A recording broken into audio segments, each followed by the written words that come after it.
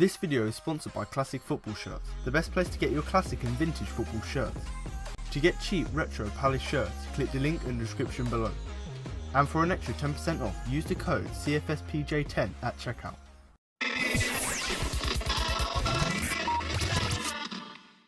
Hello and welcome to the Crystal Palace podcast. I'm Alfonso Greenbrook, and in today's podcast I'll be looking over the game against Arsenal by bringing you my match review, player rankings and my man of the match. As well as this, I'm also going to bring you interviews with Roy Hodgson and Luka Milivojevic after the game. So let's begin.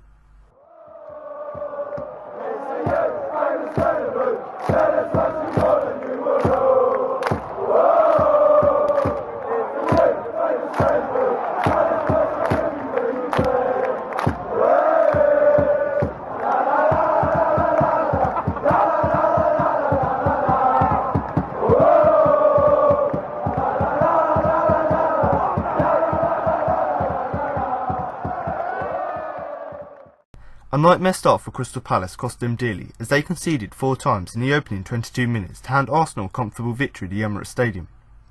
Nacho Monreal headed the hosts ahead after just 5 minutes, before quick-fire strikes from Iwobi and Koscielny put them 3-0 ahead after just 13, before Lacazette added to the misery with a fourth midway through the disastrous first half. Playing only for pride, Roy Hodgson's team were much more improved in the second, and managed to pull a goal back when captain Luka Milivojevic netted a superb volley following a corner. But it was a mere consolation as Palace tasted defeat for only the second time in their last 13 league games, both at the hands of Arsenal. The Eagles' sluggish start to proceedings meant that their afternoon was virtually over, with only over a quarter of the game played. The opener took just 5 minutes to arrive when Wayne Hennessy was forced to concede a corner by tipping over an effort from Mohamed Elneny. And after Granit Xhaka whipped it towards the back post, Monreal escaped from James McArthur to mark his comeback from injury with a free header into their net. And just 5 minutes later it was 2-0. Some intricate passes between Iwobi and Lacazette saw the Frenchman edge into the Eagles' area, where he was tackled by Timothy Fosu-Mensah, who could only hook the ball towards Monreal.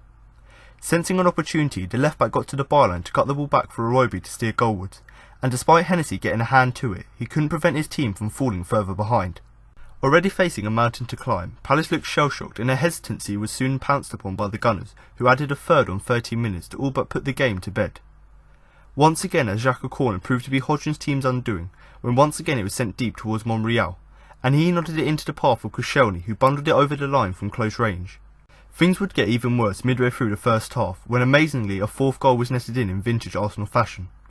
After a sustained period of possession, Mesut Ozil found Jack Wilshere in space, who returned the ball to the German.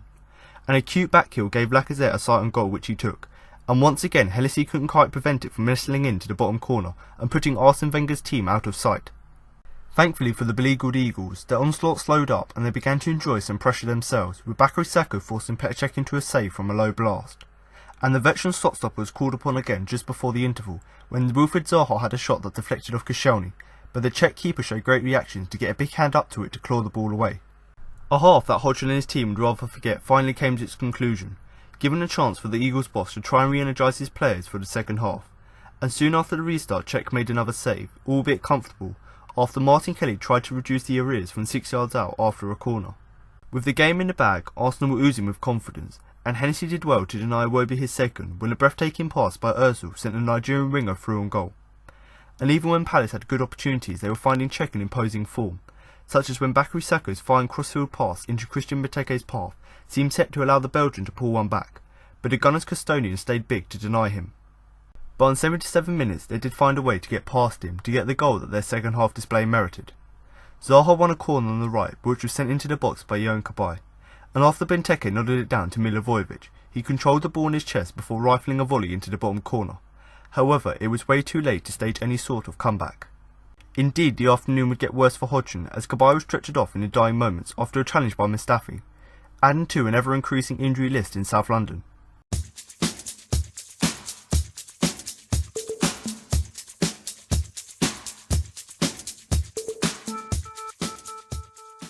It was not a good day at the office for Crystal Palace on Saturday.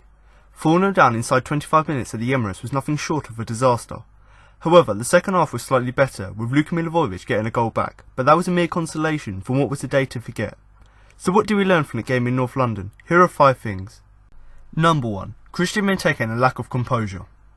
There was a moment in the second half where the Eagles had a chance to pull a goal back. Now I'm not suggesting that it could have been the start of an astonishing comeback, but who knows what might have happened if they put it away. There was more than an hour to play when Bakary Saka sent a delightful ball in behind the Arsenal defence. Laurent Koscielny failed to deal with it and Christian Benteke was in. A Benteke in form and full of confidence would have done something similar to what he did in the 2-1 win against Chelsea last season, faking a shot before lifting the ball over the keeper. However, the big Belgian is really lacking composure in front of goal right now and he blasted a shot straight at Petr Cech. It was very much a case of I'm going to blast this because I don't know what else to do. Crystal Palace desperately need the front man to find his feet in front of goal, but as we know that's easier said than done. Number 2. Wilfried Zaha and his frustration. Now I think it's fair to say that the Eagles winger gets a rough deal at times. He's one of these players who always going to go Number 2. Wilfried Zaha and his frustration. Now I think it's fair to say that the Eagles winger gets a rough deal at times. He's one of these players who's going to go tumbling purely because of the pace that he plays the game at. And it doesn't help when referees don't always look kindly upon him, but he's got to find a way to channel his frustrations better. On Saturday, when he didn't get one decision, he threw his arms up in the air, drawing the eye of Arsenal fans. And Zaha made them goad him even more by asking the crowd to give him more before cupping his ears to them. Roy Hodgson did not look impressed, and with this side suffering a heavy defeat, the 25-year-old should have been more focused on trying to win the ball back to drive his team forward. Number 3. Defending from corners. As Roy Hodgson said, his side had been pretty good at defending set pieces of late. All that went out of the window on Saturday. 2 of the first 3 goals were as a result of corners not being defended properly, with Nacho Monreal being left completely unmarked for both to score one and put the other on a plate for Koscielny. Hopefully it was just a minor lapse, but other teams will have to look at that and see that as an easy way of getting at Palace. Work definitely needs to be done at the training ground this week. Number 4. Standing off and watching. If there's one thing you don't do against Arsenal, it's allow them time and space to play. You've got to get in their face and make them uncomfortable. Palace failed to do that on Saturday and were guilty of, in the first half at least, standing off and showing the Gunners too much respect. All too often the likes of Jack Wilshere, Mesut Ozil, Granit Xhaka, Iwobi and even Monreal were afforded too much time on the ball to pick their passes. The Palace players just watched them and could do absolutely nothing when the ball was around them. It was horrible to watch for an Eagles fan, although I'm sure the home faithful enjoyed it. And number 5, Wayne Hennessy can't win. The Welsh goalkeeper enjoyed the fans singing his name against Burnley last week and even admitted afterwards that he knew he wasn't the fans' favourite but was trying to do his best to win them over. Fast forward a week and he's back in the bad books, looking at social media at least. He should have saved Lacazette's effort for the 4th goal, that's a given, but were the rest... Fast forward a week and he's already back in the bad books, looking at social media at least. He should have saved Lacazette's effort for the 4th goal, that's a given, but were any of the rest of Saturday's goals his fault? Of course it's a collective effort and perhaps Hennessy should have marshalled his defence better, making sure that they were doing their jobs from corners, but you can do little when opposition players are left to roam free in the box.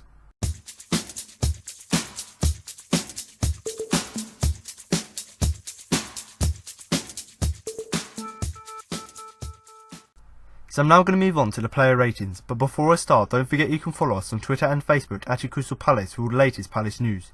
And also if you're on Facebook do feel free to join the Facebook group, which is a really great place to join in with discussions and also share your opinion with other fans. And much like a forum, it's also a great place to upload any videos, photos and any news articles you've found online that you want to share with other Palace fans. Then of course do join the Facebook group because it's a great place not only for you to read others' opinion but also a great place for you to share your opinion as well. So if you are someone like myself who not only likes to read what others are saying on a forum but you also like to comment and have debates, then of course do join the Facebook group because it's always great to have discussions with other fans. And of course if you do put a post in there, obviously I'll reply to it, so if you ever want a discussion then of course do just drop something in the Facebook group.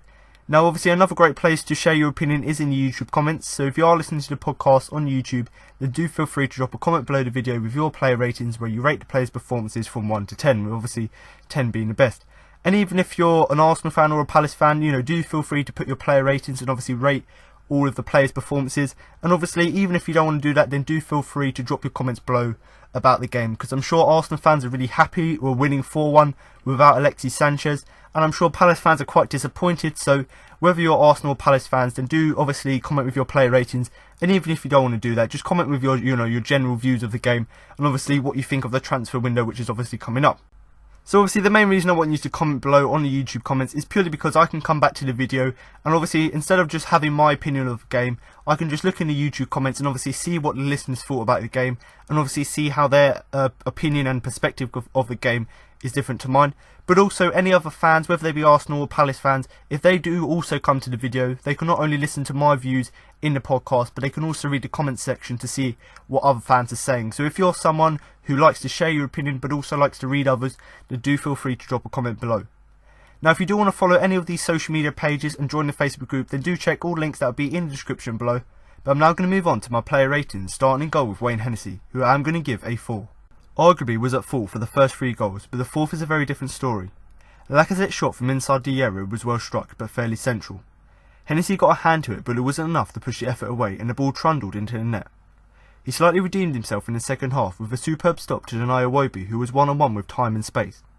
So Wayne Hennessy here, I've given him a 4, and obviously when you consider how well he's been playing recently and the amount of praise that fans have been giving him, it was actually quite a disappointing performance from him. And you know, when you consider, yes, Arsenal have got so much quality going forward, but when you consider that, you know, we conceded 4 goals within 23 minutes, it's obviously quite disappointing. And although not all the blame is on Hennessy for all of the goals, but you've still got to put a bit of blame on Hennessy, obviously because he didn't, even though the defence made a mistake, he obviously didn't try to rectify that by at least trying to attempt to make a save. So really, from our perspective, if you concede 4 goals in the first half, within the first 23 minutes, it's going to be a really disappointing defensive performance.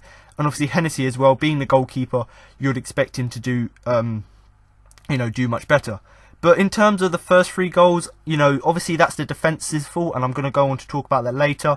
Obviously bad defending from set pieces and just losing our heads for the other goal. But to be honest, the 4th goal I think is a different story, because I think the first 3 goals, they're defensive and set piece defending mistakes, whereas the 4th goal I think you could put a bit of blame on Hennessy, because although Lacazette shot inside the box, you know, nice pass and move, Lacazette's had a shot inside the box. Yes, it was well struck, but Hennessy was fairly central, and actually he should be doing better there, because even though Lacazette found the bottom corner, I'm sure Hennessy, being as tall as he is and the fact that he got a hand to it, he should have been getting down even quicker, or just stretching a bit more and actually deflecting it out, whether it be for a corner or we can clear the ball. He should be doing that rather than just trying to get a touch to it to make it look like he's trying. He needs to actually try, and whether it's just, you know, have quicker feet to get down or just to stretch more, whatever it is, he needs to actually make sure he can get on the end of it, because really, yes, he got his hand to it, but it wasn't enough to push it away, and like I've said, it went into the bottom corner and just trundled into the net.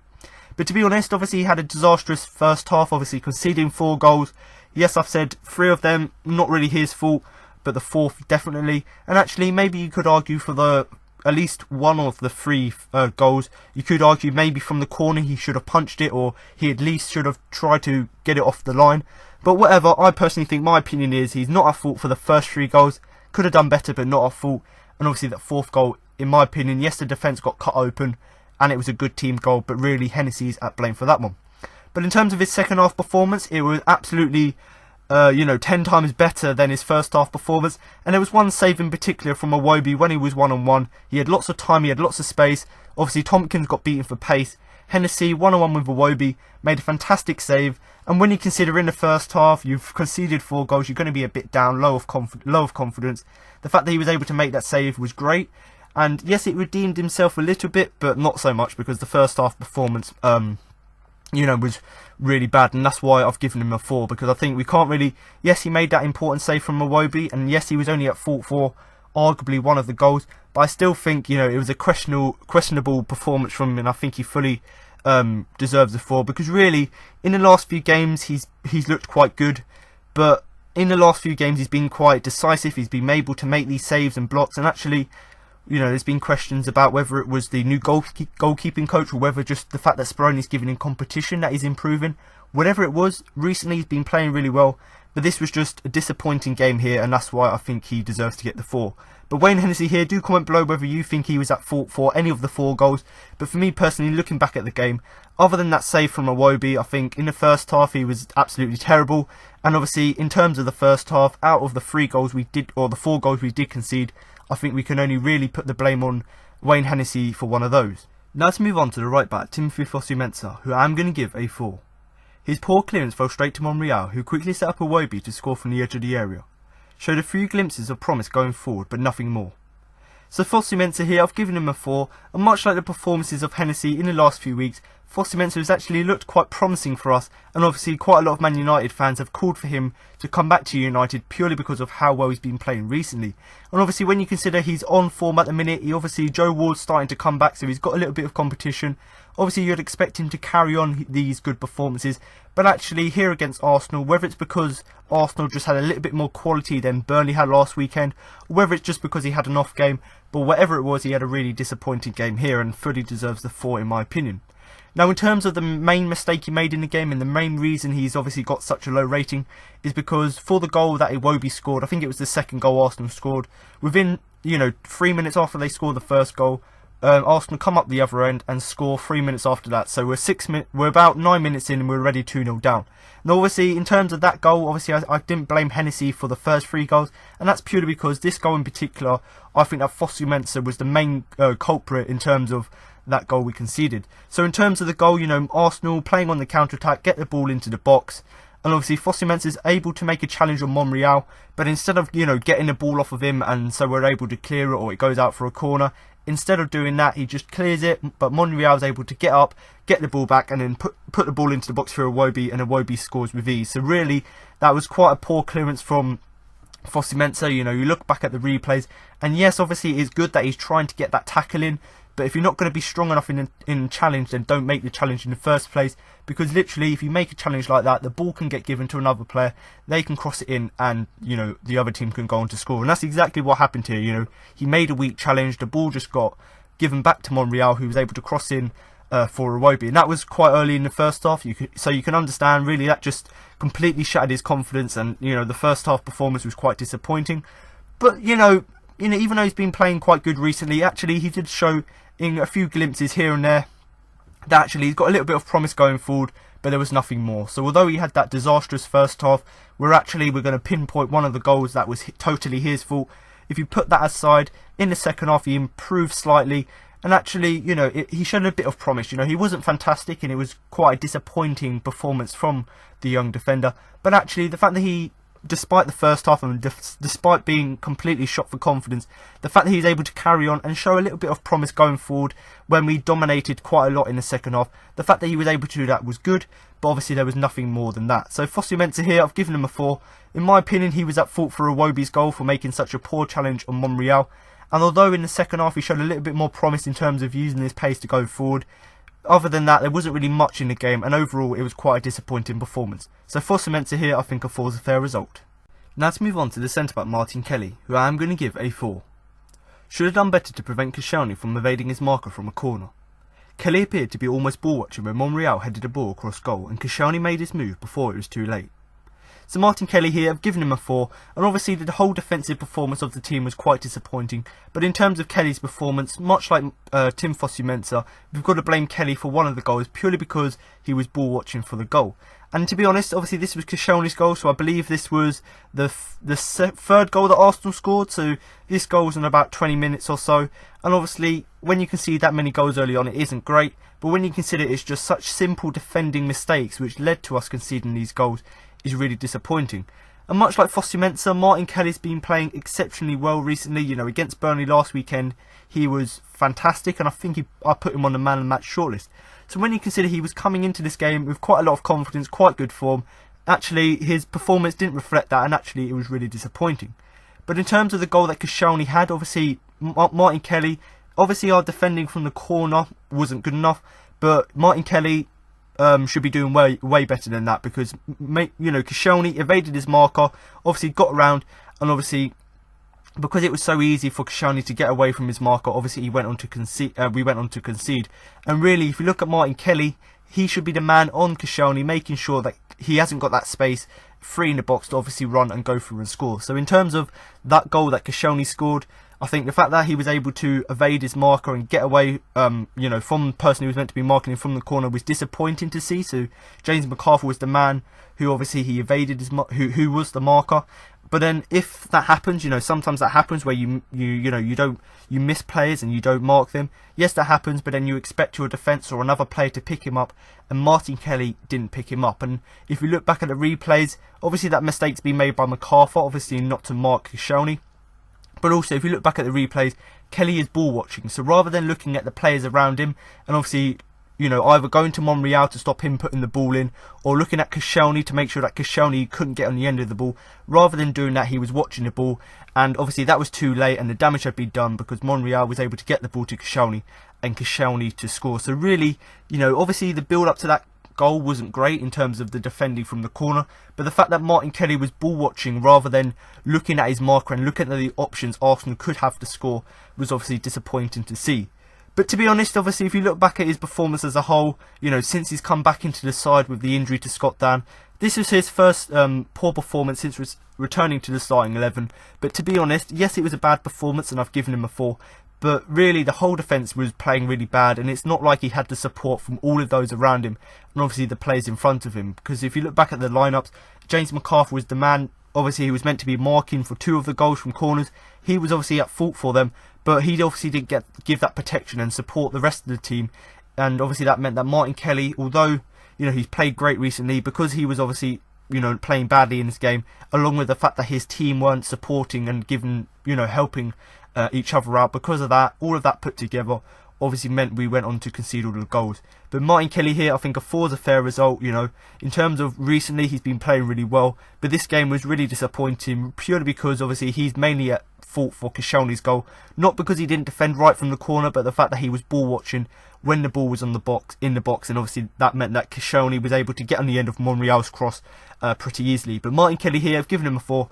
Do comment below what you think about his performance, and whether you do think any new signings that are in the centre-back position, whether you do think they'll take over his place in the squad. Now to move on to the centre-back James Tompkins, who I am going to give a 6. Actually put in a few well-timed interceptions and tackles.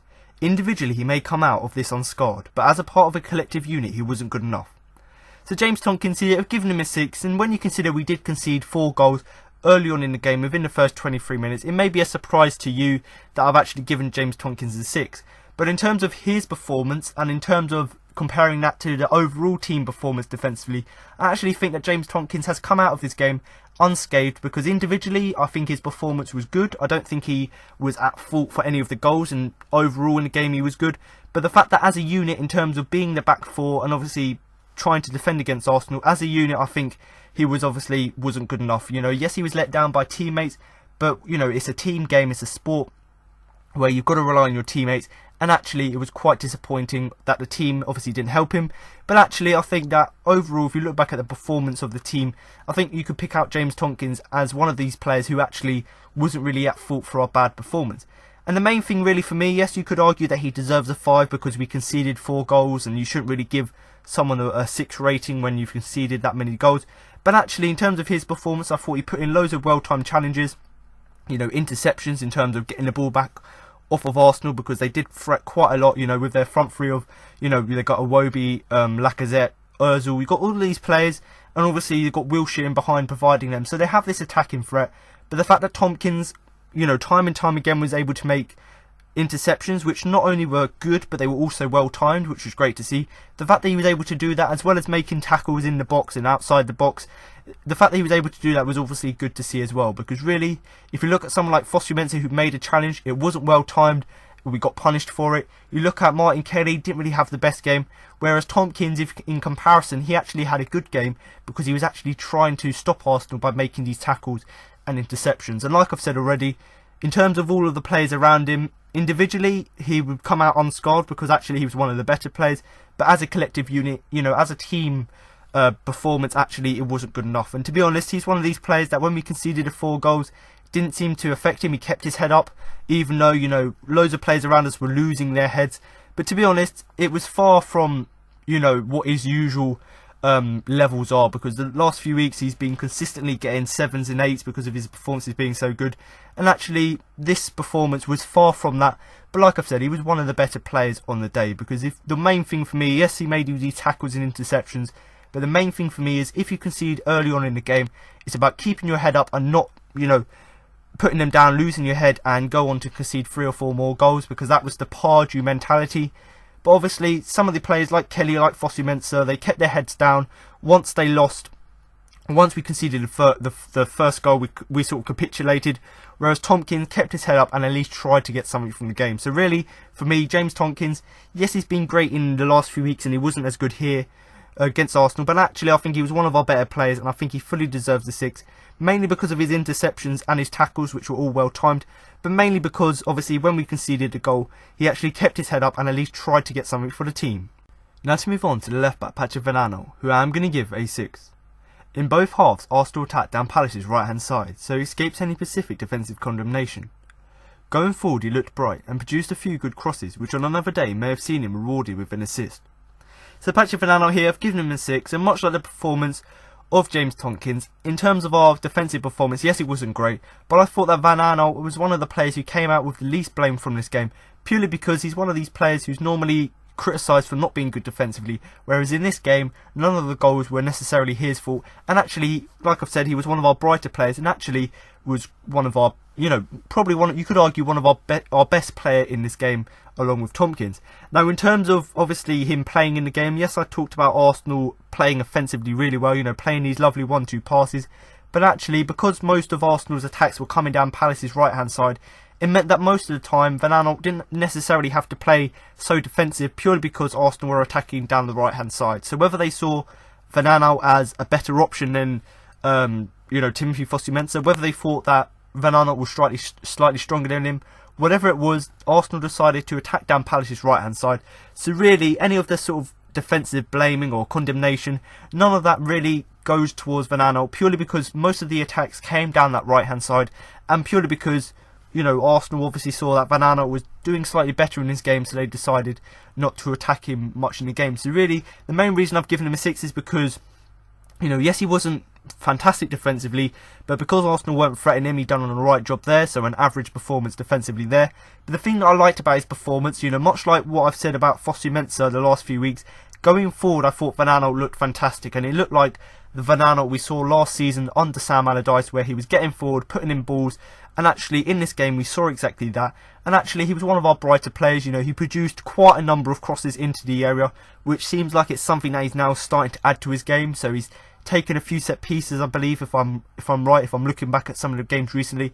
He's took a few corners, he can take a good free kick, and now he's starting to put crosses into the area. So not only is he using his pace now and his shooting ability, but he's now obviously using this crossing ability to create chances for us. And to be honest, there were quite a few, fantastic crosses into the area, which on another day, if the likes of Bakary Sakho, Benteke, Zaha, if they were playing in form in this game, they probably would have put them chances away. But because we're lacking a bit of confidence in terms of our attacking players, obviously it meant that no one was able to get in the end of these crosses, which were absolutely fantastic. So although he wasn't fantastic defensively, going forward he was absolutely fantastic, and on another day he could have had 3, maybe even 4 assists. But obviously, much like the thing that we say about Van Aanholt every week, yes, there was a few questionable defensive qualities in his game, but the thing that I like about his game is, even though when he may not be playing fantastic defensively, he still is quite decent going forward. And in this game, we've known this for a while, that he's good going forward, but in this game it really just highlighted the quality he's got going forward. And actually, even though he wasn't really challenged by Arsenal, I still thought defensively he wasn't as bad as some people make him out to be. But the main thing really, just to summarise his whole performance, and the main reason for me why I gave him a 6 as opposed to a 5 or a 4, which I've seen many people give him, is the fact that he's always willing to get forward and support the attack when he is available. So although he is a left back and his primary job is to stay back and defend, yes, that is the case, but much like when Roy Hodgson improved Joe Ward, it's all about getting that balance right, and I thought that Van Aanholt got the balance right, and especially in this game, because whenever he was, whenever he had to give support to the attacking players, so whenever we were on the counter-attack, he was there. Obviously, he was willing to go forward and, support the attack, and that's something that's good to see from the left-back. And obviously, we didn't see it from Fosu-Mensah, but his game would have been improved if we saw him, supporting the attack and going forward when he was able to, but also just being willing to actually use his pace to get forward. So in terms of, Van Aanholt's overall performance, I think a 6 is a fair result. Yes, some may argue he should get a 5, but I personally think he didn't do enough wrong defensively to get a 5, but also, the attributes he brings offensively in terms of his crossing and his pace ability, you can't, brush over that. And actually I thought going forward he was quite good in this game. So Patrick Van Aanholt here, I've given him a 6. Do comment below with your views of his performance. Now to move on to the winger Wilfried Zaha, who I am going to give a 5. In the first half he was limited with his time on the ball. After the break this increased as the game stretched, but this was not one of Zaha's best games for Palace. What usually works was just not coming off. He struggled to get the better of defenders in one-on-one situations and grew even more frustrated as the game progressed. So Wilfried Zaha here, I've given him a 5, and much like some of the other players' performances in recent games, yes, he hasn't been playing fantastic recently, but this game was completely under par in terms of his recent performances, and I can understand with Arsenal getting their best 2 defenders back from injury, having them in the starting 11, maybe the fact that they had that solidity at the back obviously affected Zaha because they were so good defensively, which meant that he couldn't really play well. But in terms of his first half performance, I don't think there's much really to note because his time on the ball was limited, so he didn't really have any chances purely because Arsenal were dominating possession and obviously Zaha didn't get much of the ball. But obviously after the break, obviously Roy Hodgson had a team talk, changed the team around, put it to a 5 midfield as opposed to a 3. Obviously made us a little bit more solid defensively. Yes, it worked because we didn't concede in that second half, and actually that little change going from a midfield 3 to a midfield 5 actually did seem to improve the game, and actually Zaha, his time on the ball in the second half did increase, but obviously yes he had more time on the ball, but that didn't really affect his performance and improve it, because really if you look back at this game, when you consider the high standards he set this season, end of last season, actually this was nowhere near one of his best games for Palace. And to be honest, we all know he's full of pace and tricks and skills, but in this game whatever he was trying to do, whatever normally works, just wasn't coming off, so he wasn't able to have an influence on the game in terms of having that one bit of magic. And actually in terms of, I've already mentioned Arsenal's best defenders coming back from injury, he actually struggled to get the better of them especially in one-on-one situations, which really just shows, yes, he may be a bit off form, Zaha, the fact that he hasn't scored in the last few games, but I personally think the reason he struggled in one-on-one situations is purely because of how well Arsenal defended, because other than that goal we scored from a corner, which was obviously a great volley from Milivojevic, other than that we didn't really have that many chances going forward, so you can understand obviously Zaha being frustrated with that. And even though he had chances, because Arsenal, like I've said, because they defended so well, he was limited with them, and when he did get a chance, nothing really came off of them. And you can understand, because the game's not going his way and he can't do what he usually do, you can see as the game went on he was getting a little bit more frustrated. He was getting a lot of stick from the Arsenal fans, and yes, admittedly, obviously because they perceive him to dive, which he clearly didn't, because we should have had a penalty in the second half. Obviously that seemed to affect his game even more, and obviously just put down what was already a bad performance. But like I've said, obviously I've said this with other games where Zaha's played, sometimes the booing seems to affect him. It certainly did affect him here, and it made him worse than what he already was, because he weren't really playing that well in this game. But to be honest, like I've said already, I've given him a 5. It wasn't a terrible performance, but in terms of, his usual standards, it was not up to that. It was way below that. And actually, you can understand him finding himself quite frustrated, obviously because he wasn't really able to get into the game. But the main thing about his performance, what you've got to highlight, yes, he wasn't great in the game, but he still remained a threat for Palace whenever he had possession. And although he wasn't involved as much as we normally like, and he usually is, the fact that he still poses a threat when he's playing badly just shows what of a good of a player he is. Because really, if you have a player who's not in form, normally they wouldn't really have any chances and be a threat. But when you've got a player like Wilfried Zaha, who whenever he's not in form, he can still have an influence and be a threat, that's obviously good to see. So Wilfried Zaha here, obviously playing on the wing for the majority of this game, I've given him a 5. In the first half, nothing really of note because he was limited with his time on the ball. And in terms of his second half, his performance in the second half didn't really get any better. And to be honest, you could argue that this was not one of his best games for Palace. Maybe, arguably, you could say one of his worst. So Wilfried Zaha here, I've given him a 5. Do comment below whether you think that's a fair result. Now to move on to the midfielder, Luka Milivojevic, who I am going to give a 6. In the first half, his usual sturdy defensive presence was everywhere. Too often, Mesut Ozil, Jack Wilshere and co were given too much time and space on the edge of the box. Granted, these type of players make space very well and are hard to defend against, but you would expect better from the Palace captain on the day. In the latter stages of the game, he scored a consolation goal for the Eagles with a good finish on the turn. So Luka Milivojevic here, I've given him a 6, and unlike some of the other players in the team where I've given them 4s and I've given a few player 6s, actually I thought that Milivojevic is up there with one of the better players on the day. Yes, he wasn't fantastic, but when you consider the performances of the likes of James Tompkins and players like that who at least tried to get something from the game, Patrick Van Aanholt as well, he was one of these players who was up there with you know, he wasn't necessarily the best, but he still looked like he was, you know, trying to get something from the game. And in terms of his first half performance, I thought it was, you know, a usual Milivojevic performance in terms of being sturdy defensively and actually having a presence in the midfield. And to be honest, yes, we did concede 4 goals in the first half, but none of them came from any Milivojevic error. And even though he normally gives, you know, protection to the back four, there's nothing he could do about our bad defending from corners. And if there is one thing you could argue he should do as the captain, he should possibly command the team much better, and certainly that's true, but really, as the captain, you can't really do much about someone like James McArthur losing his marker from a corner. But to be honest, when you consider, obviously I'd talk about, you know, players or the team winning a midfield battle, of course we were never going to win this midfield battle with Arsenal because they've got such quality players. And if you look at the likes of Mesut Ozil, Jack Wilshere, they played so well in this game because we gave them too much space and time on the edge of the box. So quite a lot of Arsenal's goals came as a result of playing in midfield, you know, especially Lacazette's with that passing and moving in and around the box. That was great to see. So we know that Arsenal have got that quality going forward, but because we gifted them too much time and space and we gave them too much respect, because of that, it obviously meant that Arsenal were able to use their talent to obviously punish us in terms of, you know, making the scoreline 4-0 before half-time. But in terms of, you know, these players, you know, you've got the likes of Ozil, Wilshere, Iwobi, who's been playing good lately, Lacazette.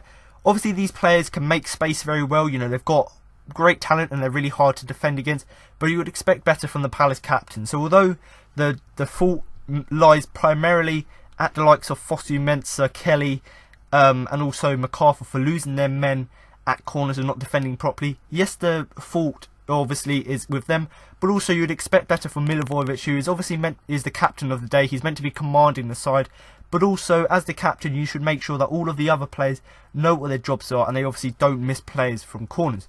But to be honest, in the later stages of the game, obviously most of this stuff happened in the first half. After the 4 goals were scored, there was nothing really much in the second half. In the first half, and then in the beginning of the second half, not much happened there. Again, it was quite a dead game, but he did score that late consolation goal. It was a great finish, you know. Obviously the corner got whipped in by Kabay, great flick on by Benteke, and obviously Milivojevic controlled it on his chest. Great volley into the bottom corner. Yes, it's only a consolation for Palace, but at least we scored a goal against Arsenal. You know, it's obviously we played Man City recently. We didn't score against them.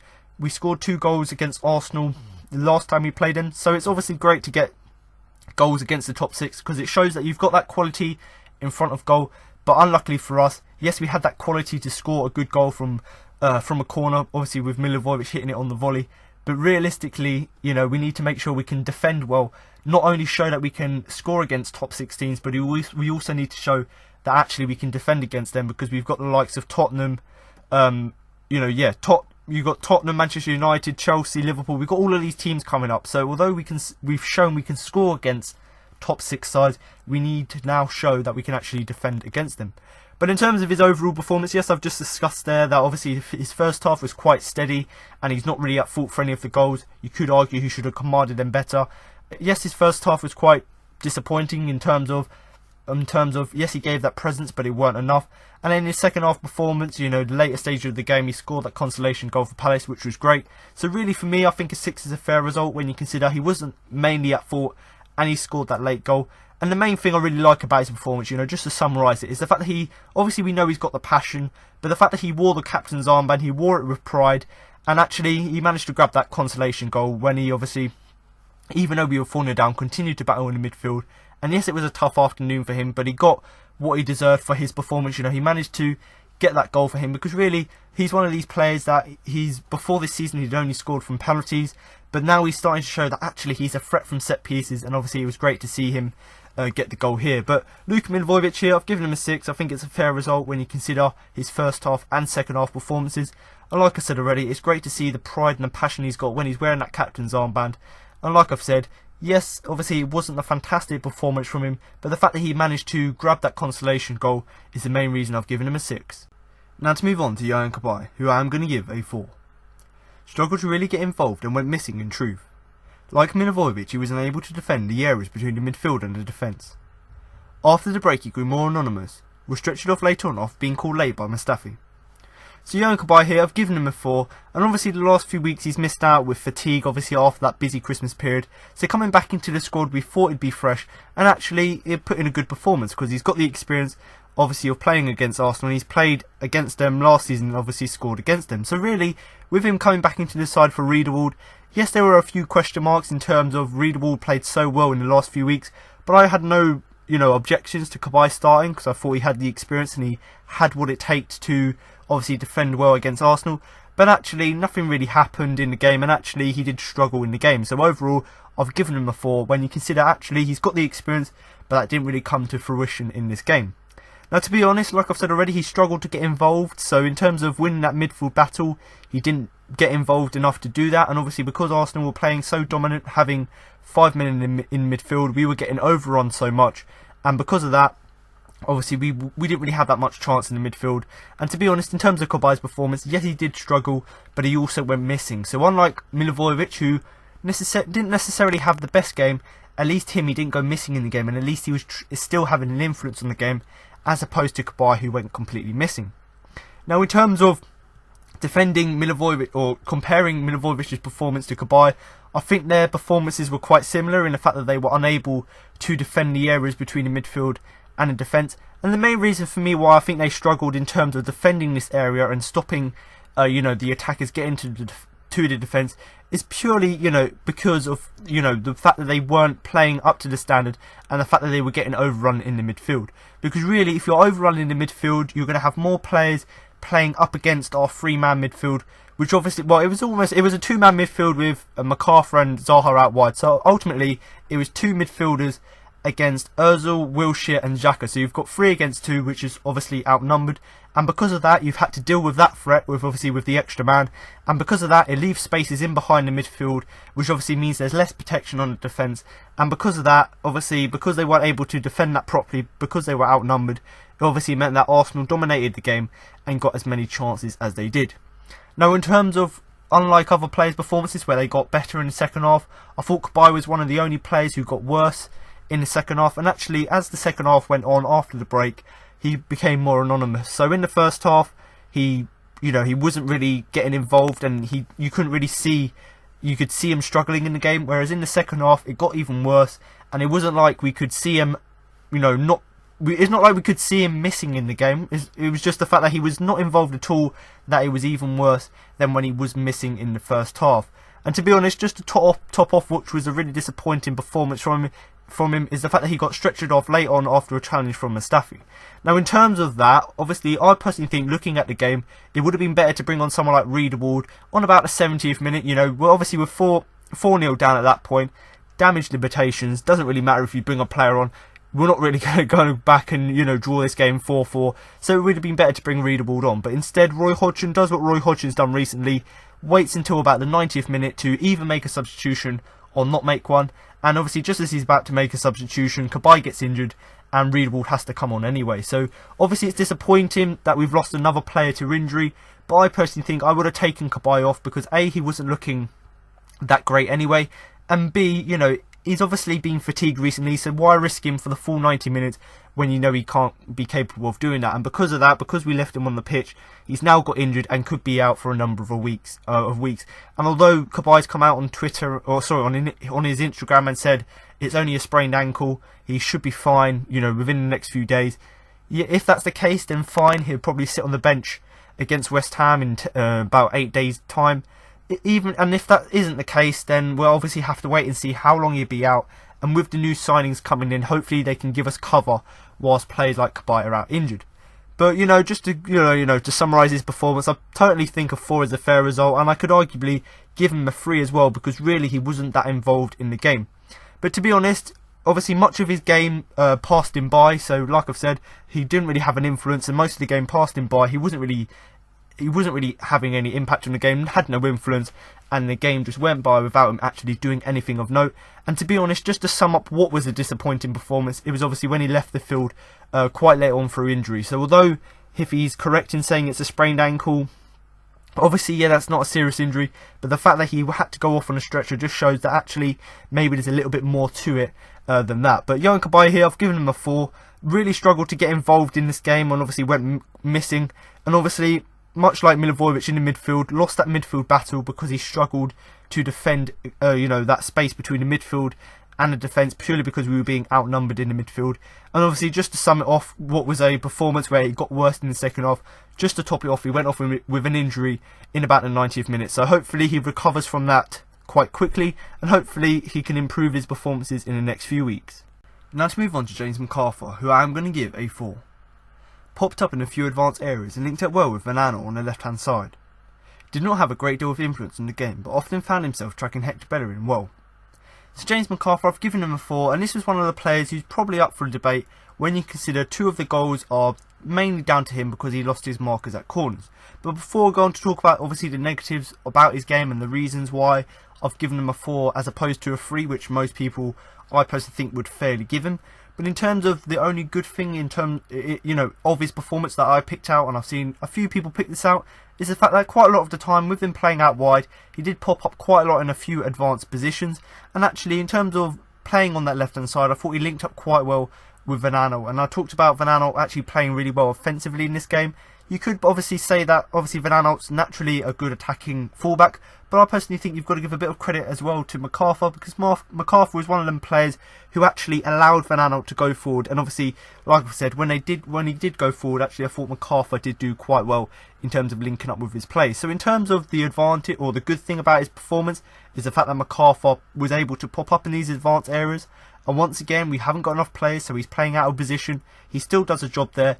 Even though he wasn't fantastic in this game and I gave him a 4, I still thought that even though he's playing out of position, he still puts in a shift. And even though he played quite terribly in this game, and the fact that he was at fault for 2 of the goals, even though that is the case, at least he's still putting in an effort in that position he's playing.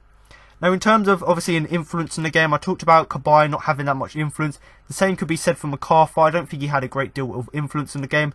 But quite a lot of the time, obviously with him playing on that left-hand side, he often found himself tracking Hector Bellerin. And I thought he'd done that well, because in terms of open play, I thought he defended well. But when it came to set-piece situations, that's when his defending let him down. And to be honest, yes, I know that, from corners you can't lose your markers and let people free in the box.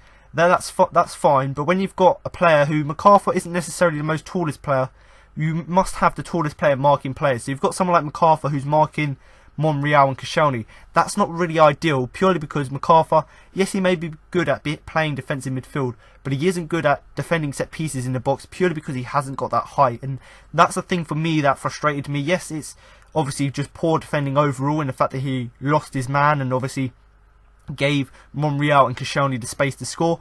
But the more disappointing thing for me is, more so than the fact that he lost his markers, is the fact that the team had him marking players when actually he's not the tallest player. I'd rather have someone like Benteke, who obviously he should be playing further forward, but I'd rather have Benteke in the box who can head away corners, as opposed to someone who, like McArthur, who, yes, he may be good at heading the ball, but actually he hasn't got that height to compete. So that's something that's disappointing for me, and that's something that obviously the management will go forth and deal with.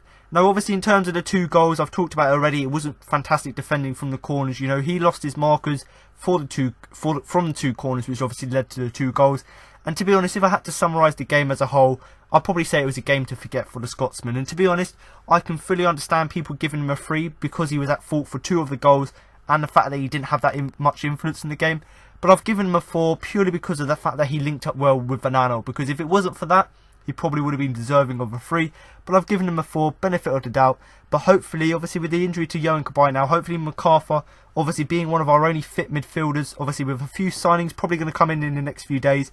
But McArthur's going to have to step up now, because with the injury to Kabay, Loftus-Cheek, he's going to be one of our main starting players in the midfield. So McArthur here, very disappointing performance from him. I've given him a 4. Lost his markers at the 2 corners for the 2 goals. And overall, other than linking up with Van Aanholt, it was a game where he didn't really have that much influence, and he's a player that we really need to step up in the next few games. So a 4 for McArthur I think is a fair result. Now to move on to the striker Bakary Sakho, who I am going to give a 5. Was unable to unleash any troubling shots on goal to continue his goal scoring form. A couple of times he linked in midfield and attacked well, but nothing inventive came off. So Bakary Sakho, I've given him a 5 here, and unlike the his performances in recent weeks, where he's obviously been scoring goals for fun, and the fact that he's now a top goal scorer, which is quite amazing. Obviously, he's had a fantastic form, and coming into this game, with him playing up front with Benteke, we expected big things from him. We didn't expect to win this game, but we still expected, Bakary Sakho to continue this form.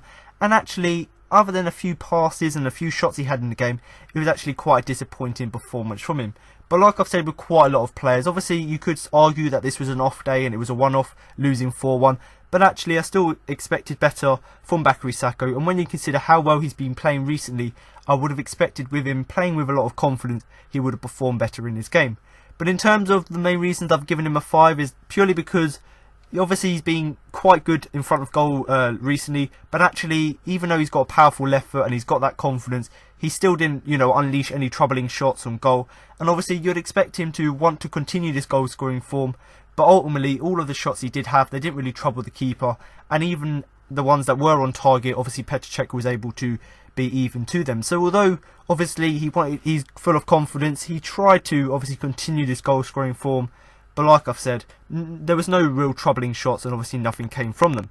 But in terms of a good thing I suppose you could see about his game is, I talked about in terms of Milivojevic and Kabay, obviously not defending the area between the midfield and the defence quite well.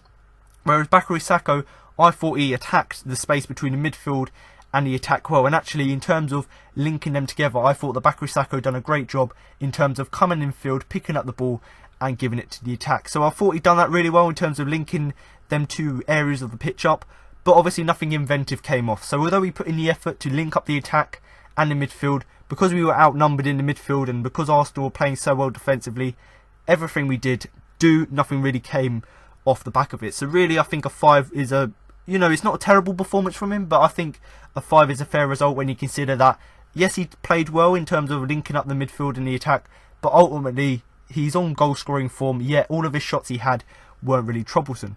Now the one thing that was fantastic about his game was a superb, sublime pass he made to Benteke in the second half. He was outside, he was out wide on the left hand side, put in a fantastic cross, lovely curling effort to Benteke's feet. It evades Koscielny, and obviously Benteke low on confidence, I'll talk about him later, but Benteke, instead of hitting it first time to the far corner, he takes a touch, tries to hit it near post, and obviously Petr Cech is able to make a save. But it deserves so much better because that pass from Bakary Sakho was absolutely superb. The fact that he was able to get it around 3 players and get Koscielny sat on the floor to get it to Benteke.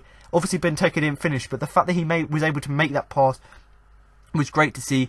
And although it wasn't, the normal spirited performance from Sakho, at least we saw in the game, especially in the second half, we actually saw what he can do. Because if you're a player in confidence, in form, you're going to be playing slightly better. And that pass in particular just really epitomises how good he's been playing recently. Because if that had been another player like Wilf or an in-form Benteke, they would have easily finished that chance, because it was an absolutely fantastic ball and it deserved to have an absolutely fantastic finish. But unluckily for Bakary Sakho, he didn't get an assist, but I still thought, in terms of being one of our better players, yes, he wasn't fantastic, but he still was one of these players who, although he didn't play fantastic, he at least tried to put effort into the game, and that's what you want to see from a player. So Bakary Sakho here, playing as striker, I've given him a 5 because he wasn't really unable to unleash some of his troubling shots, which he normally likes to do, and that would have, of course, if he had scored, continued his great goal-scoring form. And the only good thing about his performance, other than the fact that he obviously, the bad thing is that he missed all of these shots and they weren't really troublesome. The only good thing really that I can pick out from his performance, other than that sublime pass, was the fact that he linked the midfield and the attack well. So with the injuries we've got, and obviously with potential signings coming in, hopefully Sakho can continue this form and continue to play well for the team. And hopefully he can, hopefully he can help Benteke to find his boots again. But Bakary Sakho here, a 5 for him, another good performance. Now to move on to the final player and striker, Christian Benteke, who I am going to give a 4. Had the chance to end his barren spell in front of goal when he was presented with a wonderful chance to beat Cech one-on-one, but his effort lacked conviction and composure, and the shot was saved. So Christian Benteke, I've given him a 4, and much like quite a lot of the players in the side, it was quite a disappointing performance from him. But to be honest, yes, it was disappointing in the fact that he had that great chance to score and he didn't take it, and he had a few other chances. Yes, that was disappointing, but if you look at his overall play, obviously most fans won't see this and they're calling him a waste of money, but actually some of his build-up play and hold-up play was actually quite good in this game. And obviously he's clearly struggling with confidence in terms of scoring chances, But other than not scoring goals, he's actually still assisting players. He obviously got the assist for Milivojevic's goal. And also, you know, he's still being an influence in terms of holding the ball up and obviously linking the midfield with the attack. So although he may not be fantastic in terms of being prolific in front of goal and scoring all of the chances, but what you've got to remember is he's not full of confidence. And actually, if you look, you know, if you take goals aside, if you look at his overall performance and his influence and how he gets involved, actually, he's actually doing quite a lot for the team purely because of how, you know, his hold-up play and stuff like that, etc. But to be honest, obviously the main reason I've given him a 4 is because this is another game he hasn't scored in, and actually he had a fantastic chance to score and he didn't take it, because obviously he's going through a barren spell at the minute in front of goal. He obviously hasn't scored since the Leicester game, and actually there was a wonderful chance, obviously a great ball in from Sacco, like I've already said, wonderful chance there. He's 1-on-1 with Cech, and instead of, you know, taking no touches, just hit it first time, aim for the far corner.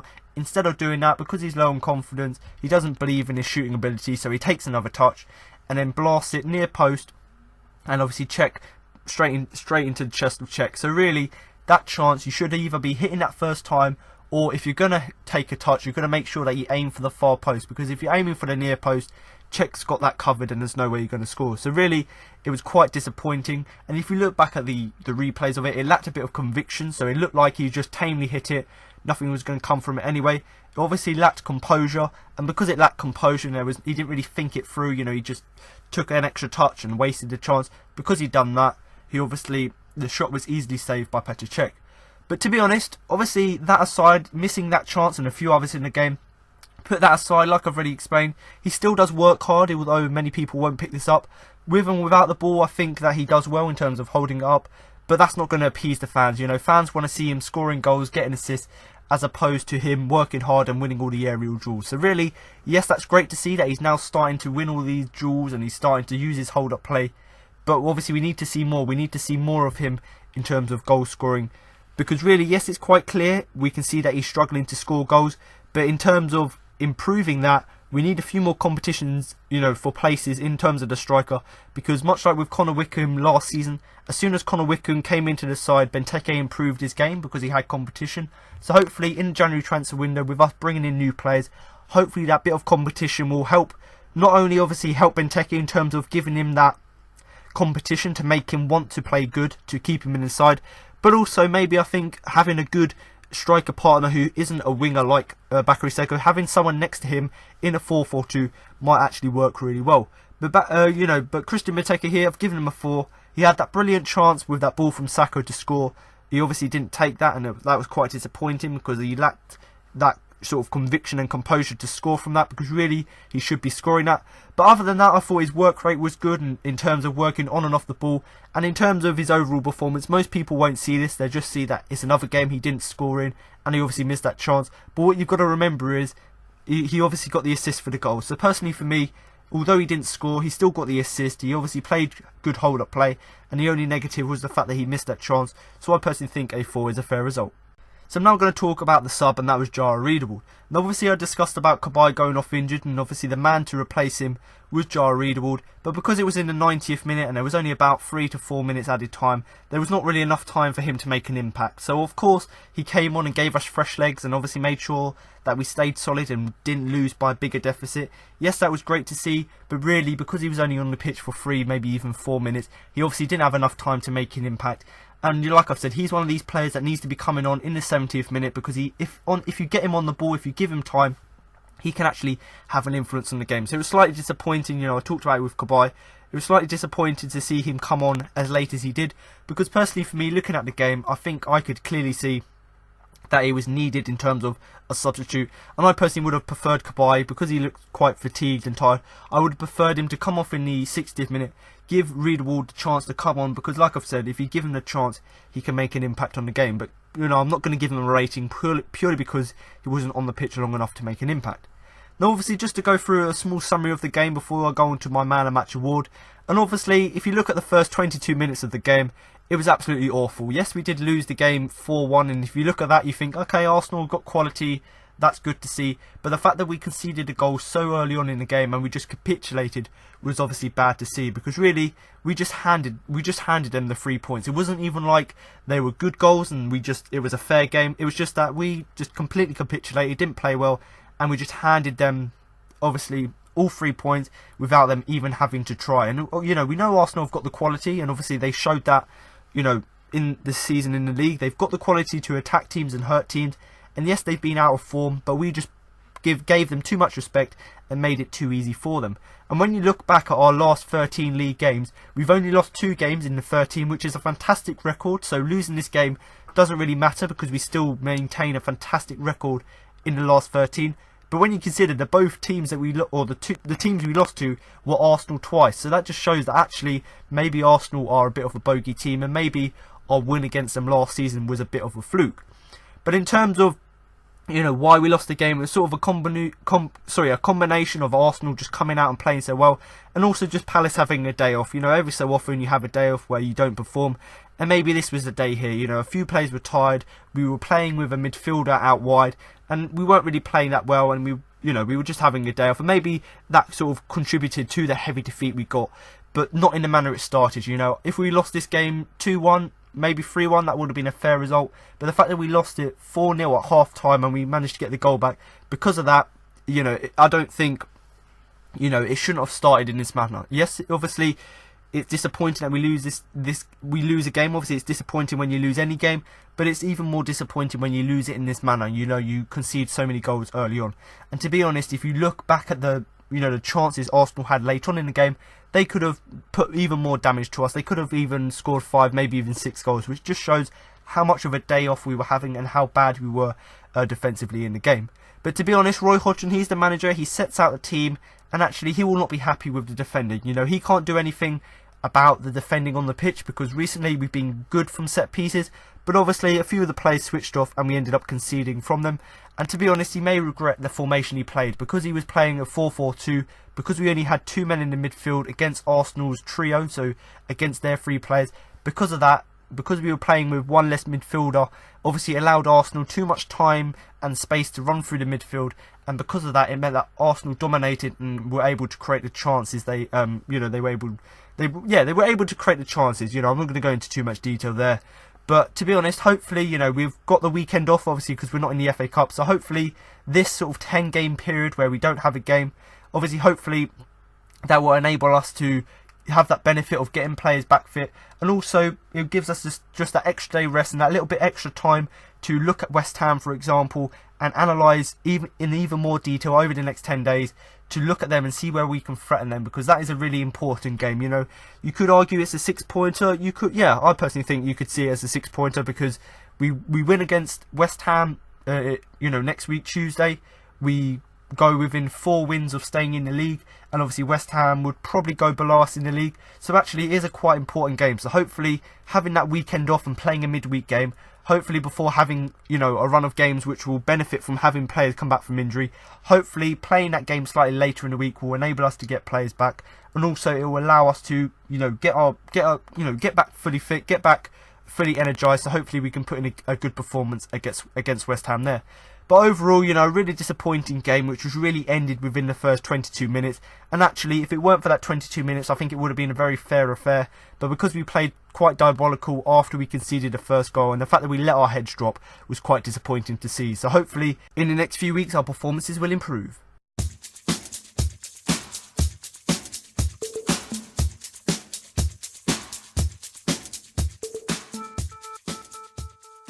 Now to move on to my Man of the Match award. But before I do that and give you my Man of the Match and why I thought the biggest influence in the game, I'm now going to give you the 3 nominations I put forward for the award. Now obviously after quite a dismal performance, obviously where we lost 4-1, there was no real quality in the game from Palace, and just Arsenal completely dominated like they should given the quality they have in their team. But put that aside, after quite a dismal performance, it's actually quite hard to pick out a Man of the Match purely because not many people impressed, and because the performance from the team but also performance from most of the players in the squad obviously wasn't good enough. And when you consider we went toe to toe with them in the second half when we played them a few weeks ago, we only just narrowly lost to them, obviously losing 3-2. So actually we probably, you know, thought we could have a chance here. Yes, they had a few players coming back from injury, but we could have had a chance here. But obviously it was 12-13 minutes of madness. We end up conceding loads of early goals, and the game just sort of capitulated from there, because really, if we hadn't conceded them early goals, we probably would have gone on maybe to keep a clean sheet, maybe even just to draw the game, because actually, in terms of the first few minutes of the game, we were good, but after the first goal conceded, after the second goal went in 3 minutes after, everything capitulated from there. But obviously, although it was a terrible shortlist, and it's really hard to put together a shortlist, let alone pick out one player in particular who impressed, there were still a few players who actually stood out for me, and that's not necessarily because they were fantastic, it's purely because they weren't as terrible as other players were in the side, and also because they at least showed a bit of effort in the game. So whereas some members of the team, they may have not done anything spectacularly wrong, but they didn't really impress and they didn't look like they were showing effort, whereas these three players I'm going to talk about in a minute, they actually were the least terrible. So they weren't fantastic, but they weren't, you know, absolutely terrible in the game, absolutely car crash in terms of their performance, and also they had a little bit of urgency, a little bit of effort in the game to obviously get something out of it. So the three players I put down were Patrick Van Aanholt, James Tompkins and Luka Milivojevic. So in terms of Van Aanholt's performance, obviously I've talked about this recently, but he's someone that quite a lot of people use him as a scapegoat, say he's not quite good defensively, but actually in this game I thought he was quite average defensively. So in terms of the goals we conceded, I don't think we can put too much blame on him. But the thing I liked about his performance, and it just links back in with the effort, showing effort, is the fact that going forward he looked quite bright, and actually something that he's been improving recently is putting in crosses, and that's something he'd done in this game. He produced numerous crosses which came into the box, and actually on another day he probably would have been rewarded with an assist, because if the players like Zaha, Sakho or Benteke were playing up to the standards they have been in previous weeks, they probably would have gotten the end of some of them crosses. So Patrick Van Aanholt here, yes, the whole team was, you know, terrible defensively. I think we can sort of not necessarily, earmark Van Aanholt as actually someone not to blame for the defensive performance, because I thought he was alright. And actually, the thing that was good about his game is the fact that, yes, he wasn't terrible, but he showed a bit of effort. He tried to go forward, tried to create chances, and at least tried to help us get something from the game. So that was great to see, the fact that he looked bright and produced so many crosses. And in terms of James Tompkins, yes, you're going to blame him because we lost 4-1. He was the centre-back. He was the leader of the back four, essentially. Yes, you've got to put a bit of blame on him, obviously, for the goals we conceded. But actually, there was quite a lot of the time in the game where he was obviously under pressure from Arsenal. And loads of, you know, well-timed interceptions and tackles. And actually, individually, he'll probably come out of the game unscarred because, you know, I've picked him out as one of the better players. He'll come out of the game unscarred because he wasn't really at fault for primarily for any of the goals. So it wasn't necessarily his terrible defending which led to the goal. But obviously, in terms of a collective unit, so him, Martin Kelly, Fosu Mensah and Hennessy, you could argue as well, them three players let the defence down because it was their individual errors, as well as people like McArthur and Cabaye, their errors as well, which led to us conceding the goal. So really, James Tompkins for me, yes, you could say obviously him playing in defence, he's at fault for the goals.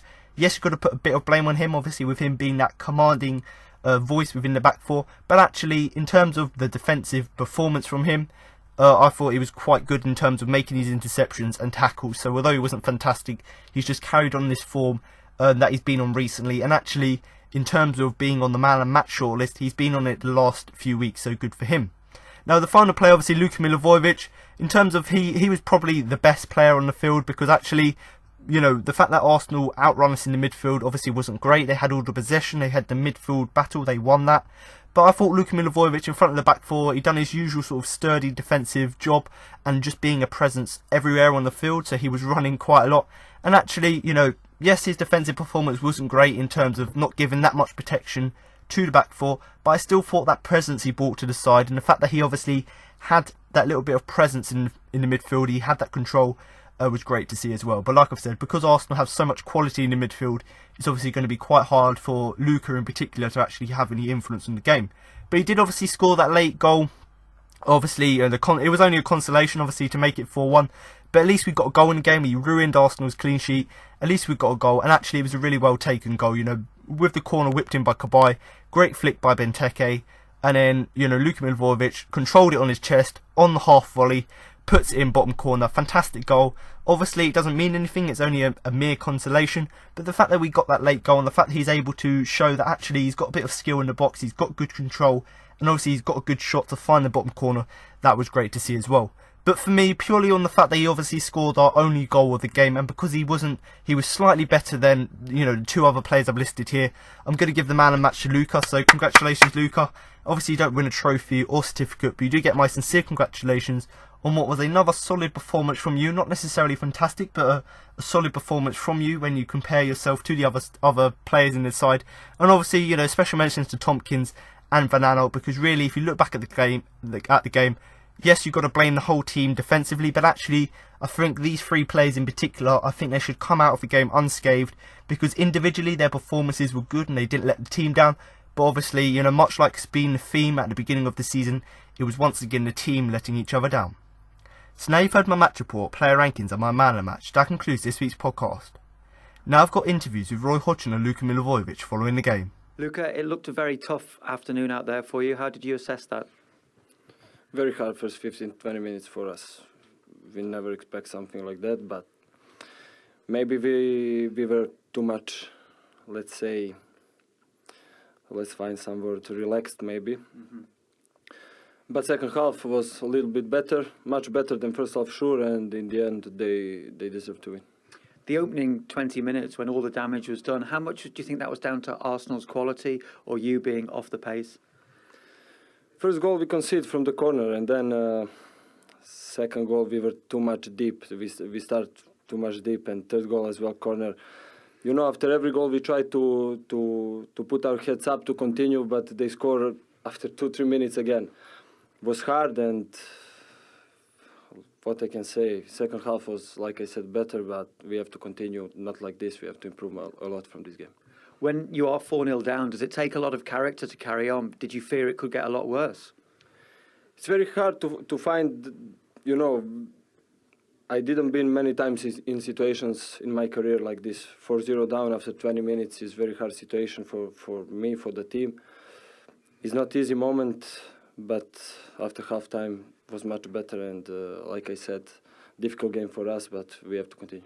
Yeah, and the way you did compete in that second half and create chances, is that something you will take forward and build on for the next game? Yes, for sure. We had 2-3 good chances. Christian had one chance 100%, and second half, like I said, was much better. We can take many things from second half, and I'm sure what we can do to never repeat something like this again. Well, there's an old expression, you know, win the second half, and you found yourself in that position today. There wasn't much else you could do, really.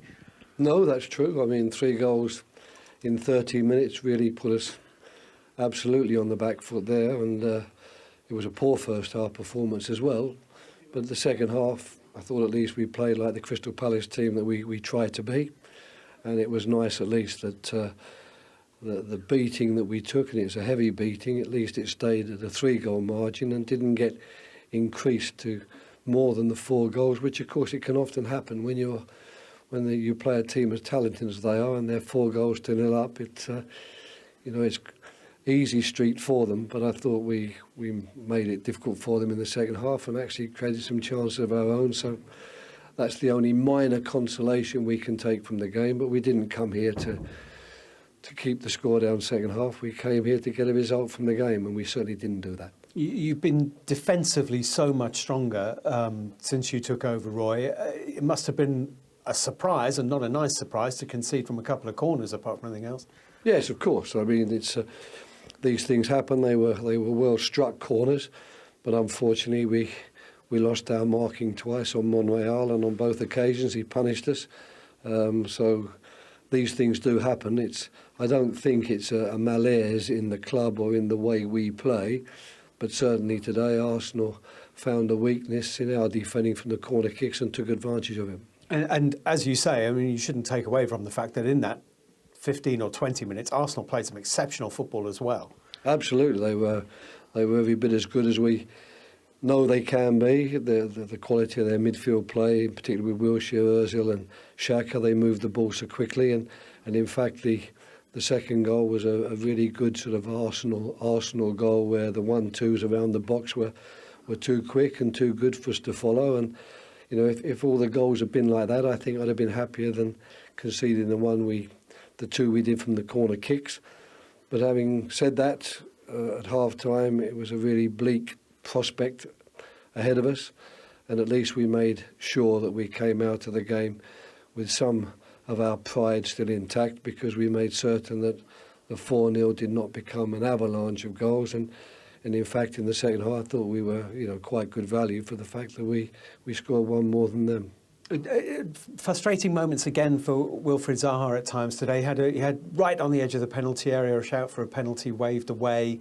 There's a lot of talk about Zaha, isn't there, on penalties? I mean, he's a player who gets past people, and that's why those things happen. I'm afraid that all the talk is making life very difficult for the referees, because I sometimes think that they aren't refereeing it anymore in terms of judging what they actually see and either giving a foul or not giving a foul on what they actually see in the game. I fear that, the sort of campaign that's been mounted against Wilf is actually having an influence, and that's sad if it is the case. I hope the referees will tell me that isn't the case at all, and I hope they can prove that. But certainly there were quite a few occasions today where I think if those fouls had been at the other end of the field on one or two of their sort of star players, there might have been a chance of them getting a free kick, and we didn't. But Wilf's got to learn to accept that as well. You can't stop media campaigns, you can't stop experts making their judgments on things, and unfortunately these things do influence people, and Wilf would just have to get on with that and make certain that he keeps doing what he does best, taking people on, trying to beat them and trying to stay on his feet as much as he can, because basically I think he's a player who stays on his feet more often than most when unbalanced, because he does go by people, as you say.